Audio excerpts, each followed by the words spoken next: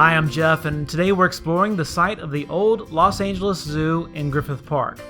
Now, the zoo opened in 1912 and closed in 1965 when the current Los Angeles Zoo opened about 2 miles away. Originally, the zoo was the home to about 15 animals, but the old zoo soon grew to hold over 1,000 animals, including monkeys, goats, and turtles, as well as larger and more exotic animals like bears, lions, and even elephants. Now, from this view, we can see that the pens are very small and barren, and we can understand why the zoo was moved to the new location where there will be larger facilities available for the animals. As we enter into one of the pens, we can see how they operated. In the back of each pen is a shaded area, and in the corner is a caged door. This door leads to a steep staircase that the animals and keepers could use to move between the outside pens and a second, much smaller enclosure at the top of the hill behind the pen.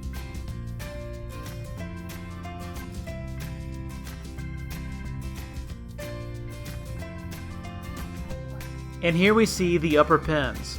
You can see the various doors keepers could use to feed the animals, most of which were controlled by a system of pulleys, some of which are still in place. Once inside this upper level, the keepers were able to clean the protected sleeping areas of the enclosure while the animals were out in the main pen. They could also use this space to treat sick or injured animals.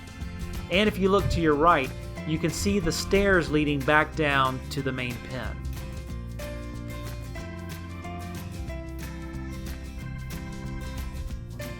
As we walk up the hill from the larger pens, we can see the first of the smaller enclosures. These most likely held the smaller animals like monkeys and macaws.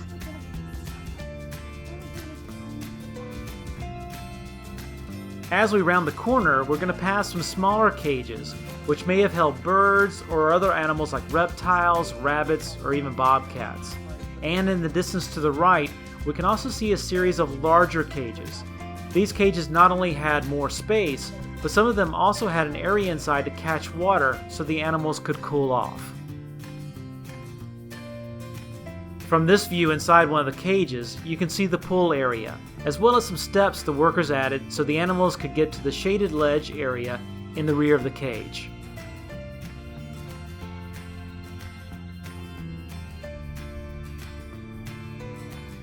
In addition to the cages and the main pens, there are more features in the backstage areas of the old zoo that still exist.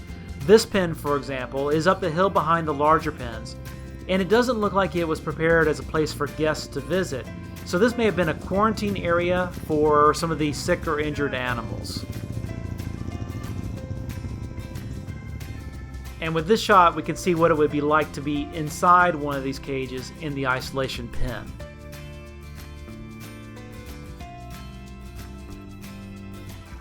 And one final stop on the tour is the far side of the park where the park's water supply used to flow. Up the hill is a small reservoir and a spillway that drained water down to this basin. The water then flowed into the catch where it went under the road and continued into a creek on the other side.